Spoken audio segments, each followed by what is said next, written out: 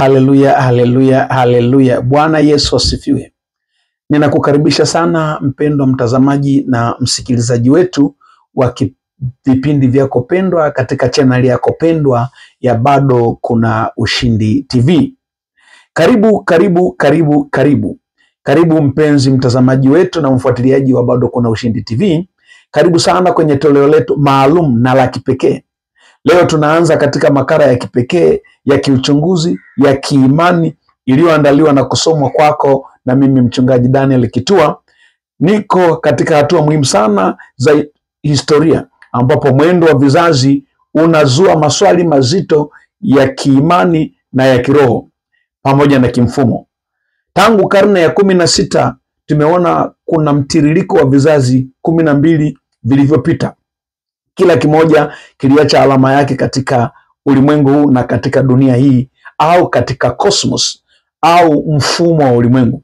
Lakini sasa tuna kikabili kizazi cha 13 ambacho kinaonekana ni kizazi hatari kabisa, kinachoitwa kizazi Z ama Gen Z. Kwa nini kizazi hiki kimekuwa hatari isiyotarajiwa? Na kwa nini kinajitanabaisha kuwa ni kizazi bora kuliko vizazi vyote vilivyopita?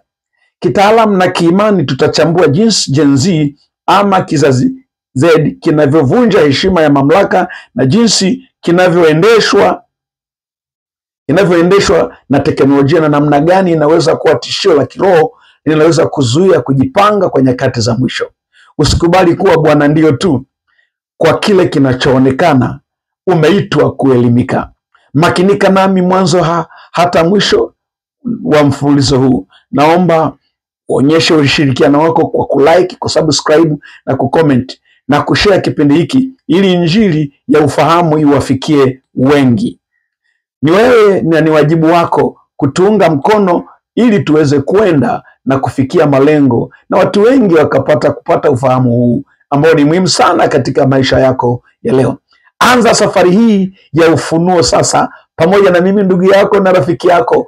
Makinika, baki nami mpaka tutakapofika mwisho na usiache kufuatilia makala haya kwa mfululizo wake hata tutakapokuwa tumekamilisha makala haya muhimu na sahihi. Hapo ndipo utajua kuna siri iliyojificha ambayo watu wengi hawaifahamu. Basi anza safari hii ya ufunuo sasa pamoja nami.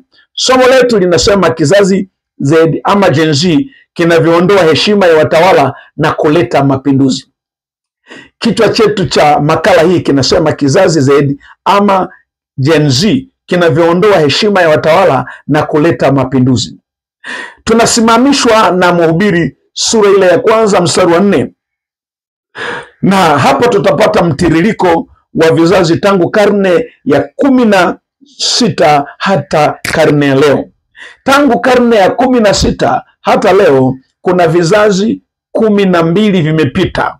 Na sasa hivi ni kizazi cha 13 ambacho kinajitanabaisha kwamba ni kizazi bora kuliko ni vizazi vingine vyote vilivyopita. Katika Mhubiri sura ya kwanza, Mhubiri sura ya 1 na ule mstari wa 4 inasema, kizazi huenda na kizazi huja, lakini dunia hudumu milele. Hiki au mstari huu unawakilisha falsafa ya ubatili iliyoko katika kitabu cha Mhubiri. Kitabu cha Mhubiri kimeandika masuala ya ubatili na kujijaza upepo. Katika sehemu ya 1 ya mstari huu wa Mhubiri sura ya 1 mstari wa 4, ile sehemu A inasema kizazi huenda na kizazi huja. Mstari huu au maandiko haya yanaashiria mwendo wa mzunguko au cycle nature wa maisha ya binadamu. Licha ya matumaini ya jitihada za vizazi mbalimbali kama vile the reformers cha karne ya 16 au Gen Z cha leo, kizazi kina umri mfupi wa ushawishi na hatimaye utoweka katika historia. Hii inathibitisha na uhalisia wa vizazi. Kila kimoja kimetokea, kinajaribu kufanya mambo na kuacha alama yake, kisha kinapisha kizazi kingine. Huo ndio mfululizo wa maisha ya kizazi. Sehemu B ya ule mstari wa Mhubiri 1:4 inasema, lakini dunia hudumu milele. Maandiko haya yanasisitiza kudumu kwa jukwaa. Yaani jukwaa linadumu. Haleluya.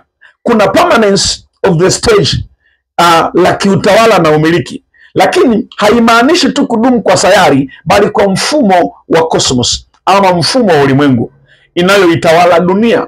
Dunia inatawaliwa kimfumo na kitu kinachoitwa cosmos. Cosmos, utawala ambao unashikilia misingi mikuu mitatu ambayo ni inaishika dunia na kuidhibiti, na kupitia misingi hii yenye nguvu inadhibiti tamaa na mamlaka ambayo mfumo huhakikisha imebaki imara hata kizazi kinapopita na kuacha alama.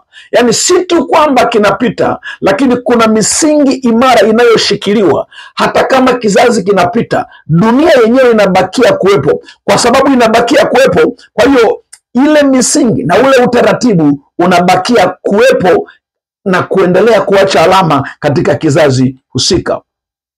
Kupitia hiyo mifumo mitatu yenye nguvu ya kudhibiti hata kizazi kinapopita, athari za kizazi hubaki na kudumu kuwa imara kupitia cosmos.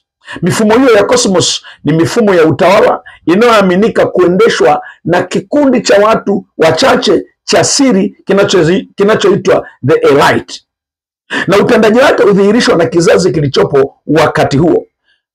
Na hii imeendelea kuwepo tangu anguko la Babeli, ingawa kilikuwepo tangu utawala ulipotolewa mikononi mwa Adamu na kumilikiwa kisheria na Ibilisi. Mifumo hiyo inabaki imara na inabaki yenye nguvu iliyokusudiwa, ingawaji utendaji wake hubadilika kulingana na nyakati. Cosmos inavyojirudia tangu karne ya 16. Matukio ya cosmos tangu karne ya 16 yamekuwa hayafanani. Ni sawasawa na kinyonga. Maisha hubadilika rangi kulingana na eneo ama msimu. Mabadiliko haya ya rangi lengo lake ni moja, ni kujificha, kuwakimbia adui zake; mbili, aweze kupata chakula chake kwa urahisi; na tatu, na kufanya msimu huo usiwe na madhara kwake. Ndivyo Ibilisi anavyogeuka, ingawa nia yake hubakia ile ile ya kuwatenga wanadamu na Mungu wa kweli. Mabadiliko haya yanaendelea kupitia kizazi, kiutendaji, kimaudhui, hata kitabia, kama ngome ya Ibilisi ya kujificha na kuwadanganya watu wasiweze kumbaini kwa urahisi. Adui hutumia mabadiliko ya vizazi kama daraja la kupitisha mbegu kwa njia ya kujiimarisha na kujidhatiti kuumiliki ulimwengu na dunia tunayoishi. Matukio ya leo tunayoyaona yamejificha katika DNA ya kimfumo dhidi ya matukio ya zamani yaliyotukia. Ubatili wa uhuru wa habari. Mfalme mwenye hekima Sulemani alisema katika Mhubiri 1:2 na Mhubiri 12:6, mambo yote ni ubatili mtupu.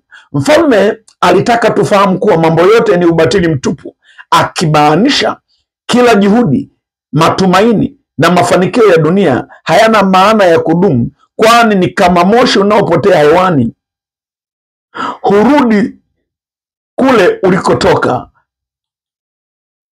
Na ndivyo ilivyo kwa binadamu. Kwa mfano, kazi, utajiri na maarifa au raha au starehe tunazozipitia kupita na haziwezi kubadilisha mfumo wa ulimwengu au hatima ya maisha ya kifo.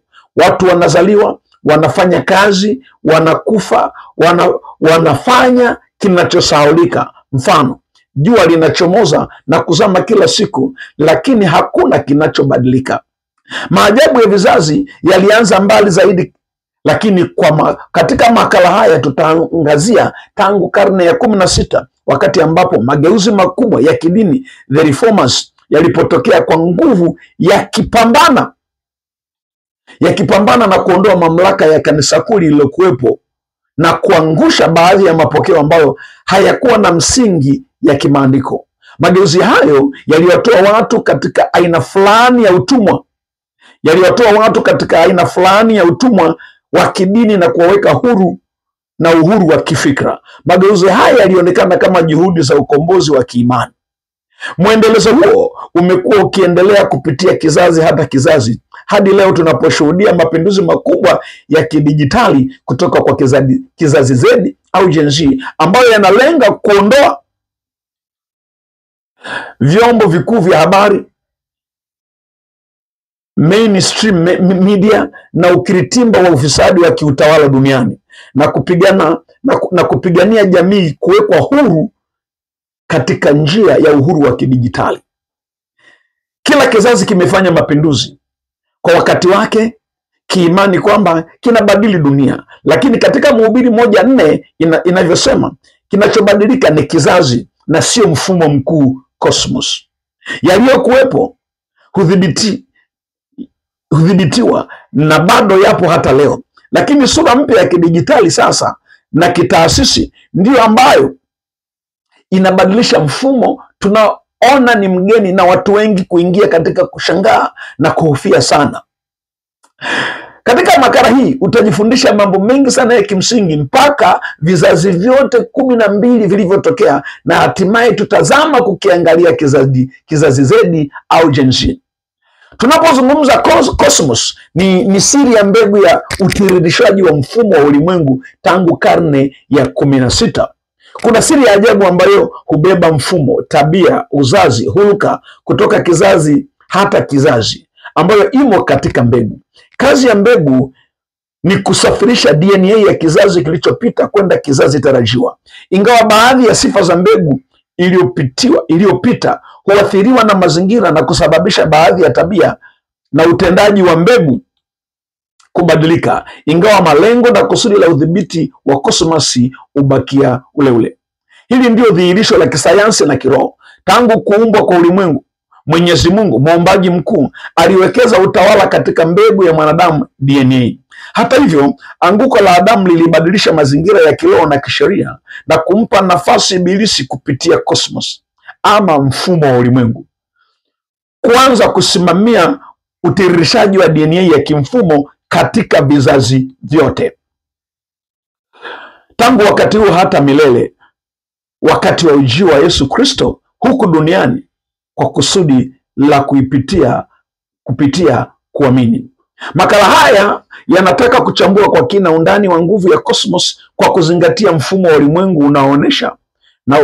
unaoonekana na usioonekana, na namna unavyoweza kujieneza na unavyoathiri vizazi na watawala tangu karne ya 16.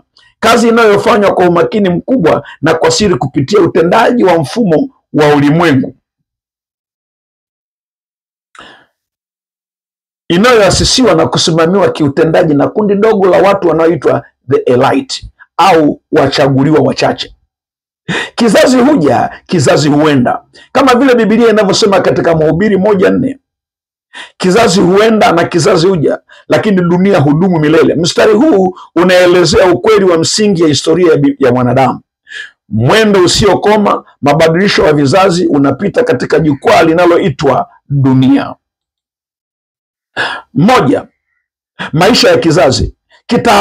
Kitaaluma, kizazi kimoja kwa kawaida na kisayansi kinakadiriwa kukaa na uwepo wake kikiwa na nguvu kwa takribani kati ya miaka 15 hadi 25, na inawezekana kufikia mpaka miaka 35.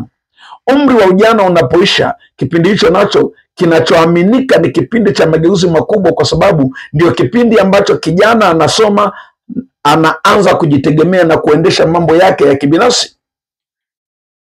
Huo ndio wakati wake wa kuwaza na kuwazua, ili kuondoa kile ambacho kinaonekana kimekuwa kikwazo cha uwepo wake na maisha yake. Kipindi cha miaka 20 kinachukuliwa mara nyingi kama kiwango bora cha kizazi kurejesha mfumo na kujaribu kuleta mfumo bora zaidi unaoendana na kasi yao ya kutafuta majibu ya upesi kwa msimu wao. Jambo la pili, nani anayetoa majina ya kizazi? Kila jina limebeba siri ambayo imejificha. Kila jina lina kusudi, lina nguvu maalum, lina sababu na kile linachokiwakilisha katika jamii kama ifuatavyo. Kusudi la jina. Kusudi kuu la jina ni kuwezesha utambulisho, identification, ama utengaji. Katika kiwango cha kijamii na kiakili, jina huwezesha 1, kumtenga mtu mmoja. Jina siku zote humtoa mtu au kitu kutoka katika kundi la wengine ili aweze kufahamika ama kurejewa kibinafsi na aweze kubainishwa kibinafsi. Kwa hiyo kazi ya jina ni kukufanya uwe wewe wa pekee. Lakini jambo la pili, Kazi ya jina ni kutuliza machafuko ya mawasiliano. Bila jina, mawasiliano ya kijamii yasingewezekana, kwani tungehitaji kueleza sifa za kila mtu kila wakati ili kumbaini yeye mmoja aliye halisi. Jambo la pili, kila jina lina nguvu. Kila jina lina nguvu. Kila jina lina nguvu ya kipekee ambayo hujidhihirisha katika uwezo wa kuathiri ama influence na kutengeneza uhalisia, reality construction, katika dhana mbili ambazo ni moja, nguvu ya kisaikolojia. Jina linaweza kuathiri mtazamo wa mtu mwingine kumuhusu muhusika. Psychological branding. Jina linaweza kuwa utabiri wa kujitimizia, fulfilling prophecy. Kwa mfano, jina lenye heshima linaweza kumfanya mtu kuishi kulingana na matarajio hayo. Jina ni kiwakilishi. Mfano, Naabali, jina lile lilimaanisha mpumbavu. Yakobo, jina lile lilimaanisha laghai. Yesu, jina lile lilimaanisha mwokovu, na kadhalika. Jambo la pili, jina lolote limebeba nguvu ya kiroho au ya kifalsafa. Katika tamaduni nyingi, jina huonekana kama kiini, essence cha mtu. Kulijua jina humpa mtu mamlaka juu ya kile kinachoitwa. Mfano, Yakobo, kutoka Yakobo kuwa Israeli. Hosea, kutoka Hosea kuwa Yoshua. Kutoka Sauli kuwa mtume Paulo. Jambo la tatu, kila jina lina sababu. Sababu za jina. Sababu za jina zinaweza zikawa za matukio, mila, majina ya kurithi, utamaduni, historia ama kiutendaji. Kama moja, sababu ya kinasaba, kutunza historia ya familia au kurithisha jina la mababu. Mbili, sababu za matumaini, aspiration, kumpa mtoto jina linaloashiria matukio mazuri, mfano furaha, baraka au sifa, mfano hekima au nguvu, ili aweze kuishi kila anapoitwa kulingana na jina hilo. Jambo la tatu, sababu ya kimatendo au tukio, kumpa mtu jina kutokana na tukio lililotokea wakati wa kuzaliwa kwake, mfano Musa, mfano mvua, anaitwa Wagogo anaita matonya, au Matika aliyezaliwa wakati wa kuvuna, au Musa aliyeokotwa katika maji, au mtu anaitwa vita na kadhalika, Sikitu na kadhalika. Jambo la nne, kinachowakilishwa na jina ni nini? Jina linafanya representation. Jina linawakilisha zaidi ya mtu binafsi. Linafanya kazi maalum kama kifupisho cha taarifa, information abbreviation, kwa muhusika kama ifuatavyo. Moja, utambulisho wa kijamii. Jina linaweza kuwakilisha utamaduni, dini na hali ya kijamii, social status ya familia. Jambo la pili, kumbukumbu ya maarifa. Jina huunganisha sifa, mwenendo na historia ya mtu na neno moja. Mfano, jina la kiongozi linaweza kuwakilisha enzi nzima ya utawala wake. Jina kwa kifupi ni nanga ya utambulisho inayounganisha mtu binafsi na mfumo mikubwa ya kijamii, kiroho na kihistoria. Swali lingine, je, majina yanatolewaje? Majina ya vizazi hutolewaje? Majina ya vizazi hayatolewi na mamlaka kuu moja au shirika la siri. Badala yake yanaundwa kupitia michakato miwili mikuu. Mchakato wa kwanza, wanahistoria ama wanasosiolojia na waandishi. Mara nyingi wataalamu hawa ndio huanza kutumia majina kuelekeza makundi wanayoyachunguza. Mfano, The Lost Generation ilipewa jina na mwandishi Gertrude Stein kueleza vijana walivyokabiliwa na vita kuu ya kwanza ya mwaka 1914 mpaka 1918. Jambo la pili, watafiti wa masoko na watabiri wa mitindo. Kadri vizazi vinavyozidi kuwa vya kisasa, makampuni ya utafiti wa masoko kama vile Pew Research Center huweka ama kurekebisha mipaka ya tarehe ya majina ili kuwasaidia kuelewa tabia za watumiaji wa majina hayo. Mfano, baby boomers kutokana na ongezeko la uzazi baada ya vita kuu ya pili, na millennials kutokana na kufikisha utu uzima mwanzoni mwa milenia mpya. Jambo la tatu, cosmos, elite na ushawishi wa GAOTU. Je, umewahi kujiuliza ni nani hasa anayeendesha pazia la ulimwengu wetu huu? Kila kizazi kimekuwa kikipita, kama mhubiri alivyosema, kizazi huja na kizazi huenda, lakini mfumo mkuu cosmos unadumu milele. Cosmos si machafuko, bali ni utaratibu wa kiuchumi, kisiasa, kiutamaduni unaoelekezwa kwa siri na unaoratibiwa kwa siri. Utaratibu huu unasimamiwa na kundi dogo lenye ushawishi linaloitwa cosmos, linaloitwa the elite. Kundi dogo la watu wenye akili na ushawishi wanaofanya kazi kama mabwana wa kivuli kilichojificha ndani ya taasisi za ulimwengu. Lengo lao la mwisho, kulingana na nadharia hii, ni kuanzisha utawala mmoja wa mfumo unaokubalika na watu wote wanaowakilishwa na dhana ya GAOTU au the great architect of the universe. Hallelujah. Au Mungu mkuu wa falsafa ambaye huondoa utawala wa Mwenyezi Mungu na kuweka utawala wa kibinadamu. Maana ya jina la cosmos. Kitaalamu neno cosmos ni neno la Kiyunani linalomaanisha utaratibu au mpangilio.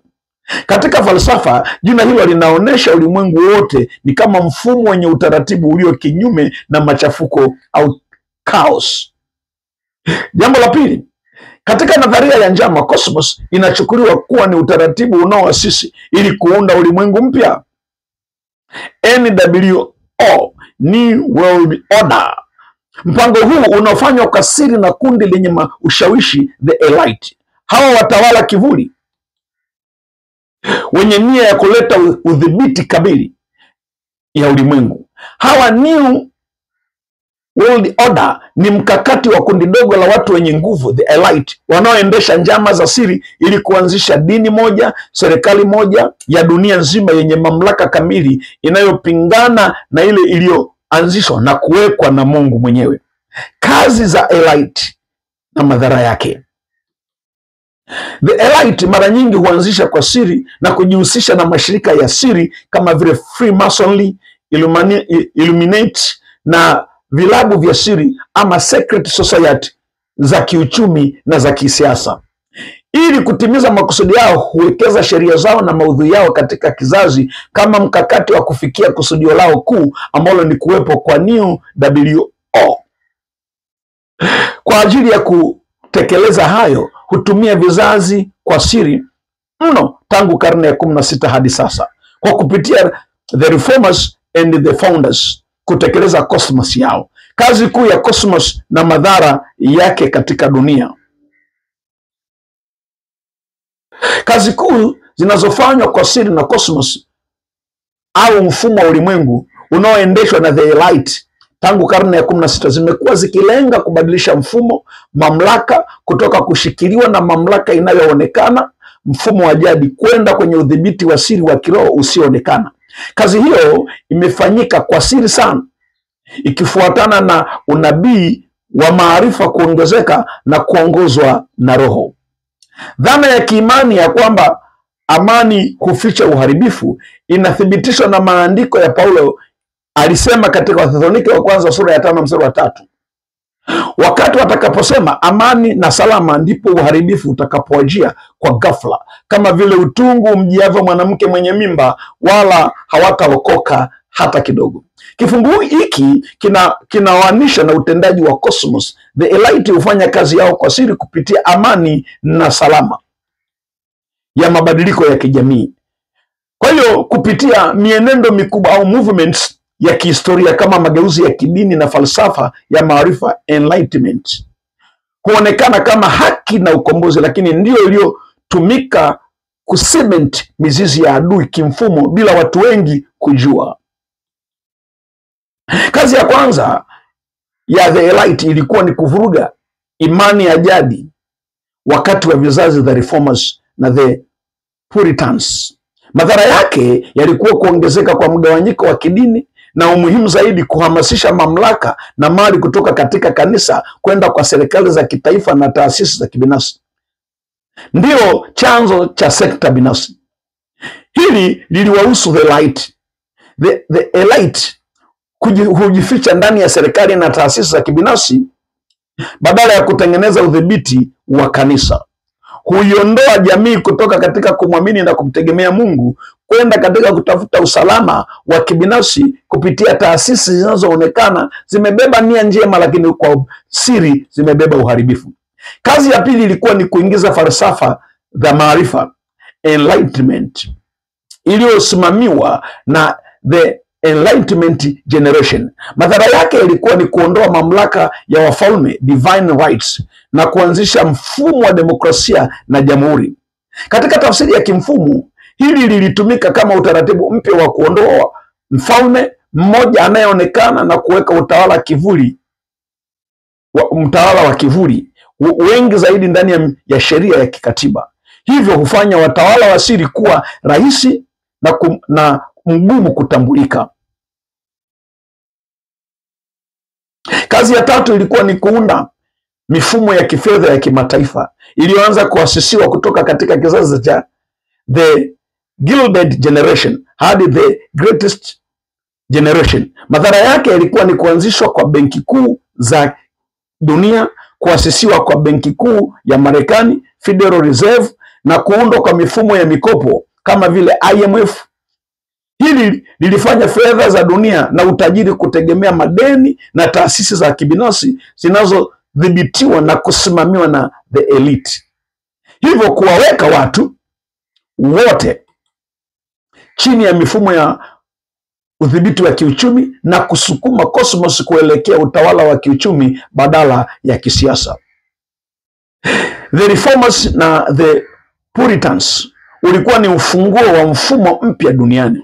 Kizazi za Reformers kilichokuwepo 1500 mpaka 1590 na the Puritans kilichokuwepo 1590 hadi 1700 wanawakilisha vipindi viwili muhimu vya mageuzi barani Ulaya na Amerika ya Kaskazini, ambayo kwa uchunguzi wa kimfumo vilifanya kazi kama daraja la kiulimwengu la kuweka mfumo mpya wa utawala wa the elite. The Reformers walikuwa viongozi wa mageuzi ya Kiprotestanti. Kazi yao kuu ilikuwa ni kuvunja ukiritimba wa kidini wa kanisa Katoliki. Kwa kufanya hivyo, walifungua si tu njia ya uhuru wa kiroho, bali pia milango ya kiuchumi kwa kuhamisha utajiri na mamlaka kutoka kanisa kwenda serikali za kitaifa na sekta binafsi, na hivyo kuandaa mazingira ya ubepari na udhibiti mpya wa kifedha. The Puritans walikuwa warithi wa kiakili ambao walisisitiza utaratibu mkali wa maadili na umuhimu wa akili, reason, na hivyo kusimika msingi wa falsafa ya maarifa, enlightenment. Lengo la siri la harakati hii kwa mtazamo na kiuchunguzi ilikuwa ni kuondoa mamlaka ya kifalme na kuunda mifumo ya jamhuri na katiba ambayo ilikuwa rahisi kwa the elite kudhibiti kwa siri. Vizazi hivi vilileta amani na salama ya mageuzi na uhuru wa fikra, lakini kwa siri viliseti misingi ya cosmos mpya ambayo utawala wake uliondolewa mikononi mwa taasisi zinazoonekana na kuwekwa mikononi mwa utawala wa kivuli usioonekana. Na ndipo watu wengi walipoteza mwelekeo yao na kugeukia njia isiyo sahihi kiimani na kiroho. Hata hivyo, shetani bado anafanya mbinu, na kupitia vizazi ndiyo imekuwa changamoto na sababu ya kusababisha haya ambayo leo yanaonekana. Kwa hiyo tangu kizazi cha 1600 hata kizazi tulichonacho ambacho ni kizazi cha kumi na tatu, kuna vizazi 12 vilivyopita ambavyo kila kimoja kiliacha alama. Basi endelea kufuatilia makala yetu katika toleo linalofuata ili uweze kujifundisha zaidi na uweze kujua siri na uweze kujua namna gani ya kusimama kwa ushindi kiimani, kiroho na kijamii. Mungu wa mbinguni akubariki sana mpaka wakati mwingine tutakapokutana tena. Hii ilikuwa ni makala muhimu sana ya kuanza kukupa misingi ya kwa nini leo Gen Z ama kizazi Z kimekuwa ni hatari sana, hakina heshima na kimekusudia kufanya mapinduzi kwa watawala na kinajitanabaisha kwamba ni kizazi bora kuliko ni vizazi vyote vilivyopita. Basi mwisho wa makala hii kwa leo ni mwanzo wa makala nyingine inayofuata. Usikose mfululizo na mtiririko wetu mpaka tutakapomaliza, mpaka nitakapokufundisha kwa kina kuhusu Gen Z, kazi yake, makusudi yake na dhumuni lake na namna ya kukabiliana nacho, ili tuweze kuwafanya na wao kuwarudisha na sio kuwapoteza. Mungu akubariki sana mpaka wakati mwingine. Basi usiache kutuombea, endelea kushare, kusubscribe na kulike. Like kazi zetu kututia moyo, comment kutuonesha jinsi ambavyo tunakufikia na kutupa ushauri, lakini pia subscribe ili kutupa upana wa kuwafikia wengine. Mungu wa mbinguni akubariki sana. Mungu akubariki. Na ninaomba niombe kwa ajili yako. Baba, kwa jina la Yesu, ninakushukuru kwa ajili ya wakati huu mzuri nilipoleta makala hii kwa mtumishi wako huyu anayenisikiliza. Kwa mamlaka ulionipa, ninaomba neema ya uelewa iwe juu yake. Mpe kuelewana na neno lako na hatimaye ukampe kusimama kithabiti, akijua hatua kwa hatua hata sasa anaweza kuishije, katika jina la Yesu. Ninakushukuru Mungu kwa ajili hii. Hebu Mungu yafanye makala haya yaende mbali zaidi na kuwafikia wengi, ili Mungu wa mbinguni waweze kufahamu na kujua kile ambacho unataka wakijue katika nyakati zilizopo. Kizazi huja, kizazi huondoka, lakini bado Solomoni anasema mambo yote ni ubatili na kujijaza upepo. Baki umebarikiwa. Ninakuheshimu sana. Mungu wa mbinguni akutunze katika jina la Yesu. Haleluya.